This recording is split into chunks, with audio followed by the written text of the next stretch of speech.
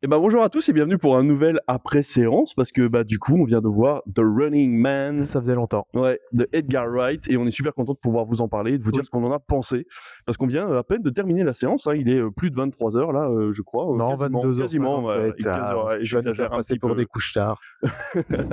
Mais voilà, en tout cas, c'est un film d'Edgar Wright avec Oui. Glenn Powell qui joue le rôle de Ben Richards dans un monde futuriste post-apocalyptique où tout est contrôlé par une seule entité qui gère et la police et la télévision et qui propose un jeu télévisé qui s'appelle Running Man dans lequel vous devez survivre 30 jours si vous voulez gagner de l'argent et vous êtes poursuivi pendant 30 jours par des hommes armés ou même par la population, hein, des Oui, États-Unis. Et c'est ça. voilà, la moindre petite erreur peut vous coûter la vie. Et lui, il essaie de faire ça pour sauver sa fille qui est extrêmement malade. Je veux dire que moi, j'ai lu Running Man il y a longtemps et c'est assez. Est-ce que toi, t'es un fan de King, du coup? Alors, c'est un roman de Stephen King, alias Richard Bachman. C'est à l'époque où il écrivait des romans sous un pseudo pour voix, alors qui n'ont rien à voir avec le genre qu'il faisait à l'époque. Et c'est assez amusant parce que je l'ai lu à l'époque juste après Marche ou crève.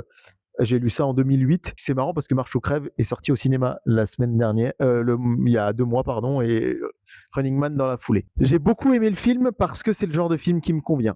Des films d'action comme ça, un peu futuristes par rapport à Insaisissable par exemple, Ouais, que j'ai vu la semaine dernière, ouais. qui m'a complètement sorti du truc. Ouais, Je dirais que là, globalement, j'ai pas vu passer les 2 heures et quart et c'est de plus en plus rare en cinéma. c'est vrai. Au cinéma, c'est le premier point. C'est que j'ai trouvé que le film est passé vite et j'ai été pris dans l'intrigue. Je dois dire aussi que j'ai relativement oublié le roman. Autant Marche ou crève, je m'en rappelais parfaitement. Autant Running Man, il est pas long du tout. Le roman est très court, contrairement à ce qu'on pourrait s'imaginer. Et je l'ai lu entre Marche ou crève et Cimetière, qui sont 2 livres qui m'ont énormément Oui, marqué. forcément. Et celui-là est passé un petit peu entre les gouttes. Je l'ai globalement beaucoup aimé. Il faut savoir que donc c'est le deuxième remake du film parce que du coup il y a eu Le Prix du danger qui était un film français à l'époque qui déjà prenait place dans le même univers avec Ouais. un système de télévision, un mec poursuivi, etc.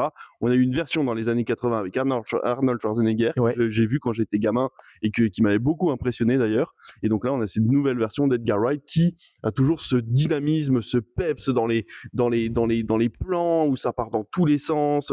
Il a plein de techniques différentes. On peut avoir des poursuites en drone, on peut avoir des plans beaucoup plus calmes. On a toute la scène dans le coffre de la voiture que j'ai trouvé vraiment génial. On suit une Ah, fusillade, ça, c'est génial. mais on est dans l'intérieur du coffre, donc on Ça, voit c'est du rien. Edgar Wright. Et Ouais. franchement, voilà, ça c'est des idées vraiment que seul lui arrive à avoir. On l'a vu, enfin moi, Baby Driver, je pourrais le voir 15 fois sans aucun problème. Je découvrirai toujours des trucs à l'intérieur, c'est vraiment top.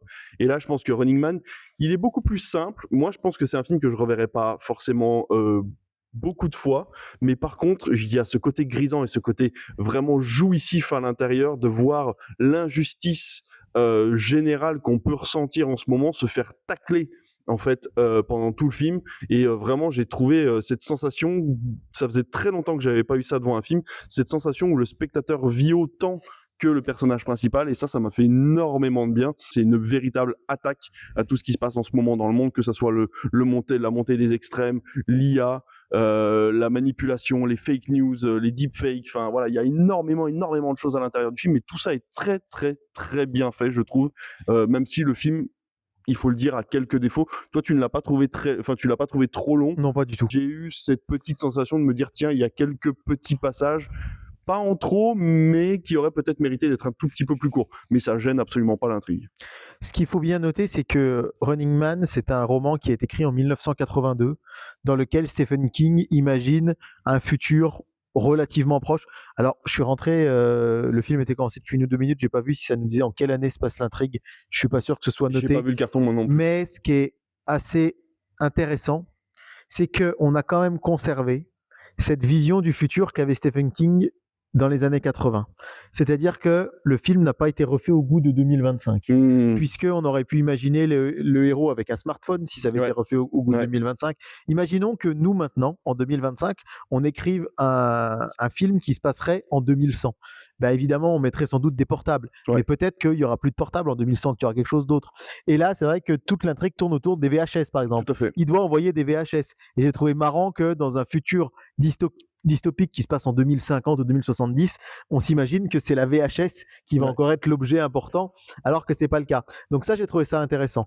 C'est que ça reste l'adaptation d'un roman de 82 Ouais. tel que le voyait son auteur de 1982. Ouais. On avait la même sensation dans Alien Romulus, je sais pas si tu l'as vu, Non, mais Alien Alien, Romulus je connais très reprend peu. les bases du premier Alien des années 70, donc toute la technologie qui est à l'intérieur est basée sur des écrans cathodiques, sur vraiment ces écrans noirs et vert, en vert et noir, tu sais, vraiment à Ouais. l'ancien Ouais. ancien Mac un peu et tout ça. Donc voilà, je trouve que c'est la même sensation de se dire on est resté dans une époque et on l'a juste un petit peu modifié. C'est comme si ça se passait, que ça avait été imaginé, comme tu dis, en 82, que ça se passait de nos jours, quoi. Il y a un truc qui m'a, par contre, vraiment sorti du film 3 fois. C'est C'est les le mec places. qui manque du popcorn derrière toi. Non, ça va, j'ai même pas vu s'ils avaient mangé. Non, c'est les placements de produits. Je les ai trouvés Ah ouais, insupportables. trop voyant, beaucoup Alors, trop voyant. Puma, au moment où il met ses godasses et qu'on te zoome sur le logo Ouais. Puma, La Monster. quand le mec lui dit tu veux de la Monster, Oh mon Dieu. et l'Alpine, puisqu'ils conduisent une Alpine électrique à un Oui, moment, c'est et vrai. on voit le logo Alpine, ça zoom Alpine, c'est Alpine, et là, arrêtez l'Alpine!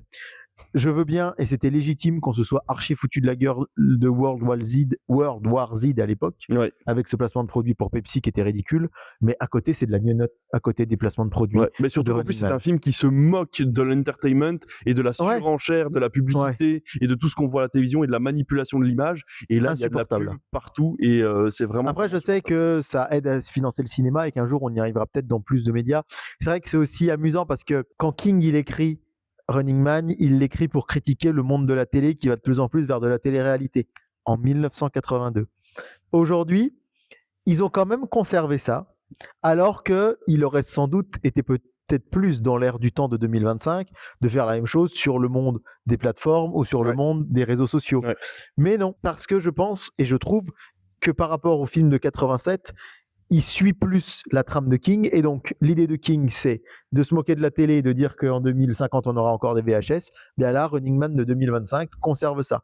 C'est encore une satire très forte de la télé, alors que je dis pas que la trash TV ça n'existe plus, mais la télé est quand même beaucoup plus soft Ça en revient avec 2025. Crunchy Shore et tout. Oui, mais c'est pas des programmes de télé, c'est des programmes de c'est vrai, plateforme. C'est vrai, c'est vrai. La télévision linéaire, alors il y a encore les anges de la télé-réalité, il y a encore des trucs sur W9 sur les, mais globalement, on n'a plus de télé-réalité trash sur les grandes chaînes, C'est vrai. C'est comme vrai. c'était le cas. Mais c'est pas grave, parce que là, on continue, on est encore une fois en train d'adapter un livre de 82. Et ça, c'est quelque chose qui est tout à l'honneur du film, je trouve, c'est de conserver l'essence même qu'était le bouquin.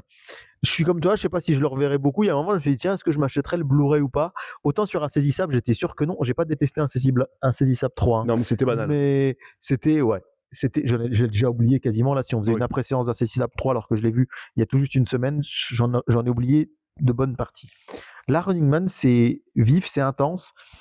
Il y a Mais des images qui collent à la rétine quand même, tu vois, mais c'est le côté Edgar Wright, c'est pas vraiment le film en soi qui est super et que tu as envie de revoir à l'infini, c'est ce côté vraiment bonbon acide qui arrive à mettre Edgar Wright dans ses films, qui donne envie d'aller jusqu'au bout du film sans forcément avoir envie de le revoir une dizaine de fois, quoi. alors, c'est vrai que c'est quand même plus grand public que les choses auxquelles il nous avait habitués. Ouais. Et faut quand même rappeler que c'est son premier film depuis Last Night in Soho, qui est sorti déjà il y a 3 ans maintenant. Ça a été un échec, Et malheureusement. qu'auparavant, c'était Baby Driver. Donc, c'est 2017, 2022, 2025. C'est vrai que on retrouve sa patte, mais peut-être pas autant sa Non. marque de fabrique ou ce qui fait son essence, ce qui a fait son essence dans les derniers films. Je suis très heureux de l'avoir vu. Je crois qu'il marche pas des masses. Non, il est à 300 000 entrées là au bout de 5 semaines, donc c'est quand même pas terrible. C'est un peu plus que Marche ou Crève. Je sais pas si tu l'as vu, Marche ou Crève, toi? Non, toujours Je pas. sais pas si j'ai préféré Marche ou Crève ou Running Man, parce que Marche ou Ah, Crève, quand même. ouais.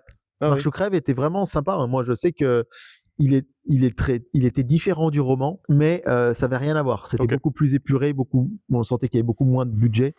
Alors que là, ça reste un énorme blockbuster. C'est vraiment rigolo, cette analogie de 2 romans qui sont sortis quasiment à la même époque, dans les années 80, que moi j'ai lu à la fin des années 2000 et qui ressortent au cinéma au milieu des années 2020. Ce qui peut être intéressant aussi, et finalement on pourrait utiliser ça pour un peu conclure la vidéo, c'est de se dire qu'en 2025, on peut encore adapter des romans de Stephen King qui datent des années 80 et qui sont toujours d'actualité, quoi. Stephen King, qui est producteur du film, En c'était plus. indiqué au début. Je suis un immense fan de Stephen King et je continue de dire que ce qu'il fait, c'est quasiment inadaptable.